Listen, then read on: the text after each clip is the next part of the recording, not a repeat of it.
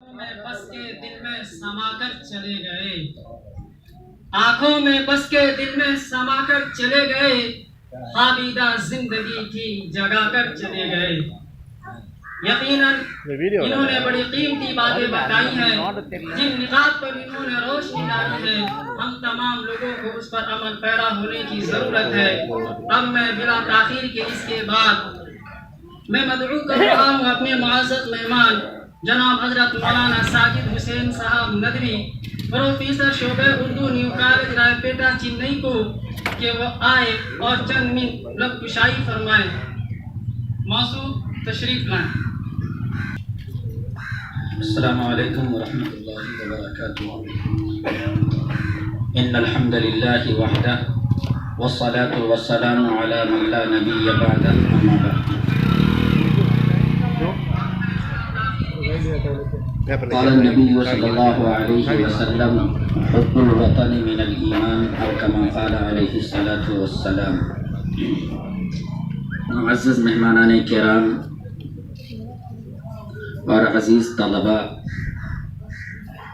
مدرسہ مہد القرآن کا نام جب سے یہ قائم ہوا ہے تب سے کانوں میں گونج رہا ہے، اور قاری امام علی صاحب نے بارہا دعوت دی، لیکن یہ ہماری بدنصیبی تھی کہ ہم تشریف نہ لا سکے۔ آج پہلی مرتبہ اس مدرسے میں آنا ہوا، مدرسے کے بچوں کو دیکھ کر اور ذمہ داران کو دیکھ کر بڑی فرحت ہو رہی ہے کہ واقعتاً ایک کام ہو رہا ہے، اور ہمیں سب سے زیادہ خوشی اس بات کی ہے کہ مدرسہ کرائے کے مکان میں شروع ہو کر اپنی جگہ پہ آ گیا ہے۔ یہ مدرسے کی کامیابی کا سب سے پہلا ذریعہ ہے، اور انشاءاللہ اس سے مدرسہ آگے مزید ترقی کرتا رہے گا۔ معزز مہمانان کرام، ہمارے ڈاکٹر طیب علی صاحب خرادی صدر شعبہ اردو نیو کالج کے توسیعی خطاب کے بعد کسی خطبے کی ضرورت نہیں ہے، کیونکہ انہوں نے اپنے خطاب کے اندر تمام چیزوں کو بیان کر دیا ہے۔ وطن کیا ہے، جمہوریت کیا ہے، تعلیم کیا ہے۔ مجھے نہیں لگتا ہے کہ انہوں نے کسی پہلو کو نظر انداز کیا ہو۔ جتنی باتیں تھیں تمام باتیں انہوں نے کہہ دی، اب مزید اس سے آگے کچھ کہنے کی ضرورت باقی نہیں رہی۔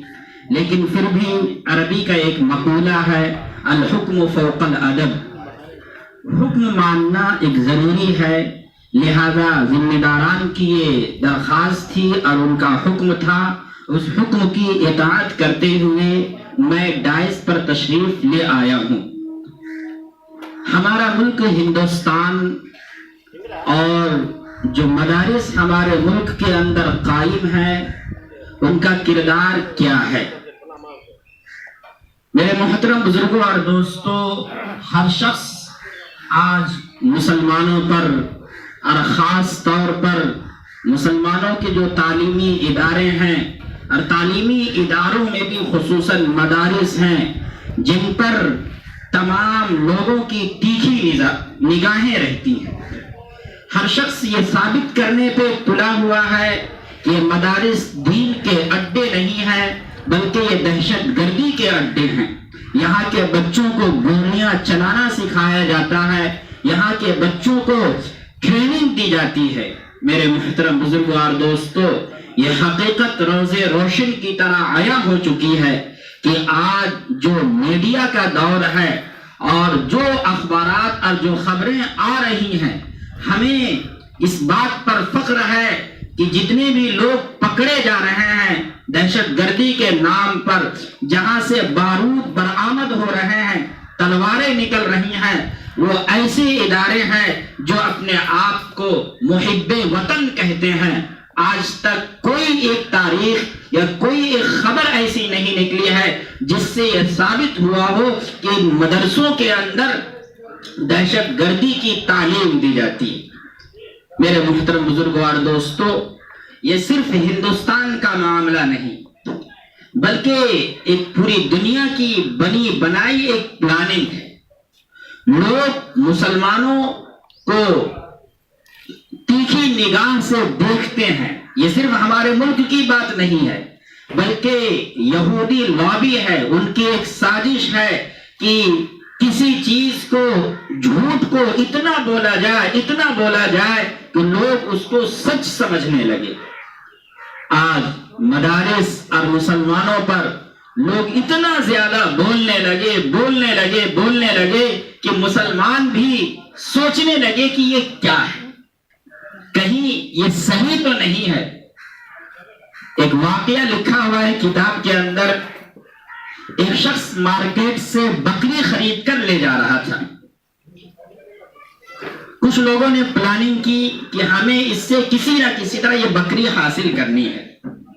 2-4 مقامات پر اس نے اپنے دوستوں کو لگا دیا اور یہ کہا کہ جب یہ شخص بکری لے کر یہاں سے گزرے تو یہ کہو کہ جناب یہ بکری نہیں بلکہ کتا ہے. تھوڑی دور آگے چلا, ایک شخص نکلا, کہا جناب خیریت, تو کہاں سے آ رہے ہیں؟ بولا میں مارکیٹ گیا تھا, وہاں سے بکری خرید کر لا رہا ہوں. کیا رے اب پاگل تو نہیں ہو گئے ہیں؟ یہ بکری نہیں کتا ہے, کتے کا بچہ ہے. یہ کیا بات کر رہے ہو یار, اس نے تو ہمیں بکری کہہ کر دیا ہے, تم کتا کیسے کر رہے ہو؟ نہیں یہ بکری ہے. آگے گیا, پھر دوسرا شخص آیا, اس نے بھی وہی بات کہی. تیسرا, چوتھا, اس کے دل کے اندر ایک شک پیدا ہو گیا, کہیں ایسا تو نہیں کہ مجھے ہی دیکھنے میں غلط محسوس ہو رہا ہو نہ ہو, یا کتا ہی ہو. آخرکار مجبور ہو کر جب 4-5 لوگ اس کو یہ بات کہہ دیتے ہیں تو بکری چھوڑ کر چلا جاتا ہے.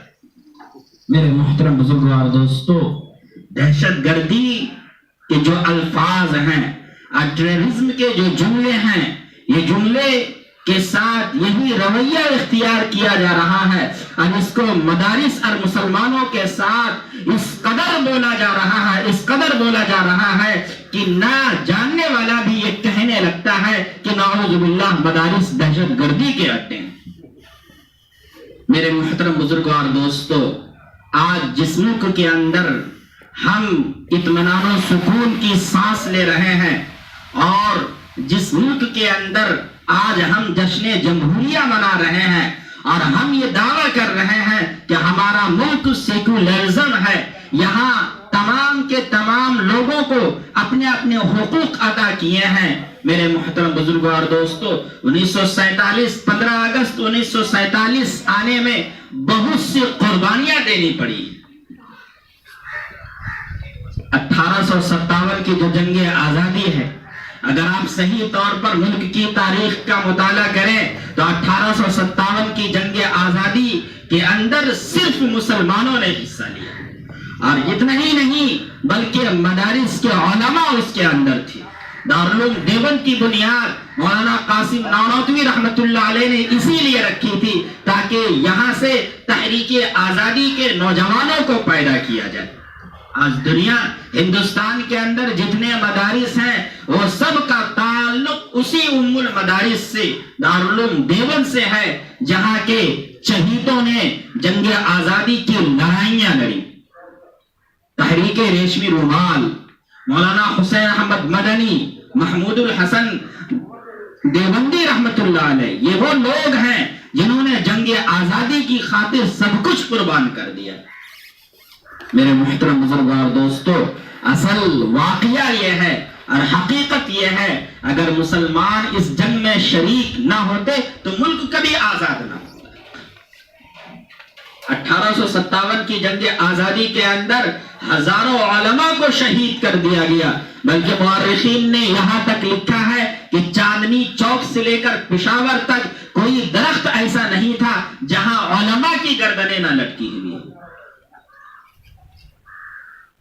تو جس مدارس کے نوجوانوں کے اندر یہ جذبہ ہو اور ملک کی خاطر اتنی قربانیاں دینے والے ہوں, وہ ملک کے غدار کیسے ہو سکتے ہیں؟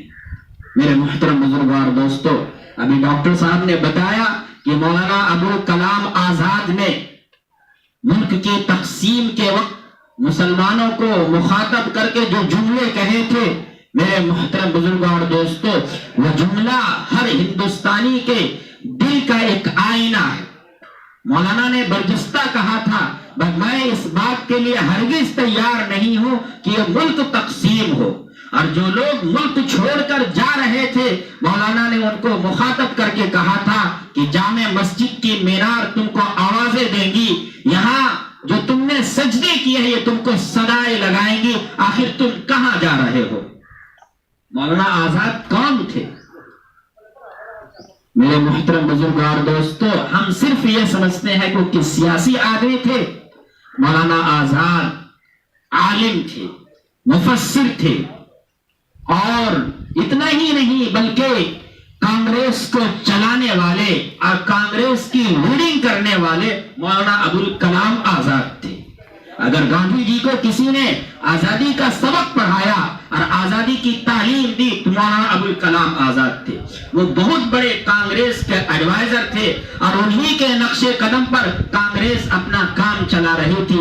میرے محترم بزرگوں اور دوستو، آج اتنی سازش کے باوجود، تاریخ کے اندر اتنی تبدیلی کے باوجود لوگ مولانا ابوالکلام آزاد کے نام کو کیوں نہیں بھلا پا رہے ہیں؟ میرے محترم بزرگوں اور دوستو، یہ ملک کی آزادی کے اندر مسلمانوں نے جو قربانیاں دی ہیں وہ سنہرے حروف سے لکھنے کے قابل ہے، اور آج بھی ملک کی اگر تقدیر سنور سکتی ہے تو ہمارے مسلمانوں کی ہی وجہ سے۔ شرط اتنا ہے، ہمیں ملک سے الفت و محبت ہونی چاہیے، ملک کی خاطر قربانی دینے کا جذبہ ہونا چاہیے۔ میرے محترم بزرگوں اور دوستو، ملک سے محبت تو ہمارا ایمان ہے۔ ملک وطن کی غداری اللہ کے رسول صلی اللہ علیہ وسلم نے اس کو جرم قرار دیا ہے۔ آپ صلی اللہ علیہ وسلم جب مکہ چھوڑ کر مدینہ جا رہے تھے، میرے محترم بزرگوں اور دوستو، حالات ایسے بن گئے تھے کہ ان کو مکہ چھوڑ کر مدینہ جانا پڑا، لیکن جب وہ جا رہے تھے ان کی نگاہیں مکے کی طرف تھی اور مکہ کو دیکھ کر رو رہے تھے، کیونکہ وطن عزیز سے رخصتی ہو رہی ہے۔ وطن سے محبت کرنا اور وطن کے ایک ایک حقوق کی حفاظت کرنا یہ ہم سب کی ذمہ داری ہے۔ میں مسلمانوں سے خاص طور پر کہتا ہوں، ملک کا ماحول کتنا ہی بگڑ جائے، ہمیں قانون کے مطابق اور دفعات کے مطابق چلنا ہے، جیسا کہ ڈاکٹر صاحب نے اپنے بیان میں کہا ہے، اور مسلمانوں کی یہ ذمہ داری ہے ہندوستان کے جو دفعات بنائے گئے ہیں اس دفعات کا مطالعہ کیا جائے، اسے پڑھا جائے اور اس کو اپنے اوپر نافذ کیا جائے، کیونکہ جب تک ہم ان دفعات کا مطالعہ نہیں کریں گے، ان کو سمجھیں گے نہیں صحیح طور پر، ہم ملک کی حفاظت نہیں کر پائیں گے۔